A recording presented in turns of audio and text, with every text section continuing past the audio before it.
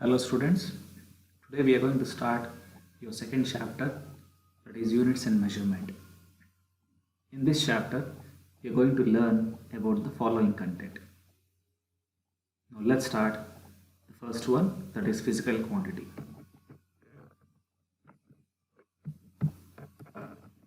What is a physical quantity? Whenever you are going to a market to buy some vegetables or fruits, you will ask the vendor to give some vegetables and fruits. Immediately, the vendor will ask a question, how much or how many you require. This how much or how many is called quantity. If you are able to measure that quantity, it is called as a physical quantity. So a quantity which is measurable is called a physical quantity. Now, initially, there are two types of physical quantities are there. Number one, fundamental physical quantity. Number two, derived physical quantity. What is fundamental physical quantity? Fundamental means base quantity. A physical quantity which is the base and cannot be derived from any other quantity is called fundamental physical quantity. Now here in physics, in early stages, we have only three physical quantities which are fundamental. That means we cannot represent these physical quantities in terms of other physical quantity. So they are called fundamental physical quantity. They are length, mass and time. Derived quantity. See the name derived. The name itself will say it has been derived from other quantities. So physical quantity which are derived from fundamental physical quantities are called derived physical quantity. Except length, mass and time, all the remaining quantities are called derived quantities alone. Example, speed, velocity, acceleration, force, momentum, torque, energy, pressure, density, etc. Now, unit. Measurement of any physical quantity involves comparison with a certain basic, arbitrarily chosen, internationally accepted reference standard called unit. So simply we can say a standard measurement of any physical quantity is called unit. Now, if we are able to determine the units for fundamental, we can determine the units for derived physical quantities also. So let's represent units for fundamental physical quantity. Units of fundamental physical quantity are called fundamental units. Example, meter, kilogram, second, etc. Units of derived physical quantities are called derived units. Now here we are going to derive these units in terms of fundamental alone. Example, meter per second, kg meter per cube, kg meter per second square, kg meter square per second square, etc. System of units.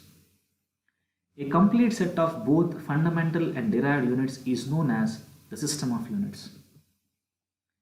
What are the characteristics of standard units? That means whenever you want to choose a unit, there are certain steps. A unit selected for measuring a physical quantity must fulfill the following requirements. So what are the requirements to fulfill to select a unit? It should be well defined. You are able to define that. It should be of suitable size, that is, it should neither be too large nor too small in comparison to the quantity to be measured. It should be reproducible at all places. You are able to reproduce this. It should not change from place to place or time to time. It should not change with physical conditions such as temperature, pressure, etc. It should be easily accessible. Now, various system of units. In earlier time, various systems like FPS, CGS and MKS system of units were used for measurement. They were named so from the fundamental units in their respective system as given below. Simply, as I mentioned earlier, if we are able to define units for fundamental physical quantity, we can write units for derived physical quantity also. So, the systems which are used here, that is FPS, CGS and MKS, are representing the units of fundamental physical quantity. You can see the table. Now what are the three fundamental quantities? Length, mass and time. Now if you see the first system, that is FPS, foot, F stands for foot, P stands for pound and S stands for second. So length is measured in foot, mass is measured in pound, time is measured in second. In the same way, the next system which they developed is CGS. C stands for centimeter, G stands for gram and S stands for second. Later on, again they have modified and given one more system of units called MKS. M stands for meter, K stands for kilogram, S stands for second. Now, as the science is going to develop, there are so many physical quantities which came into existence, which are unable to represent in terms of the fundamental physical quantity which we have defined before, that is length, mass and time. So the scientists have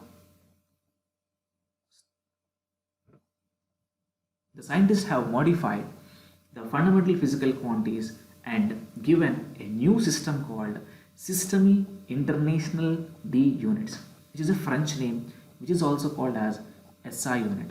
Simply we can say System International or International System of Unit. According to SI system, we have 7 fundamental physical quantity. Let's discuss them.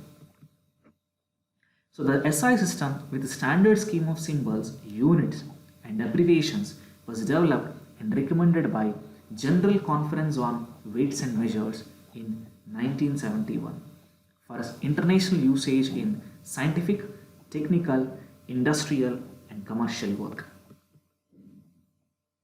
This is the system of units which is at present accepted internationally till date. SI system uses decimal system and therefore conversion within the system are quite simple and convenient. So all over the world we are going to use SI units alone. Now, fundamental units in SI system. So what are the fundamental physical quantities? What are their units? This table represents the fundamental quantities and their units. You can see length, unit is meter, mass, kilogram, time, second.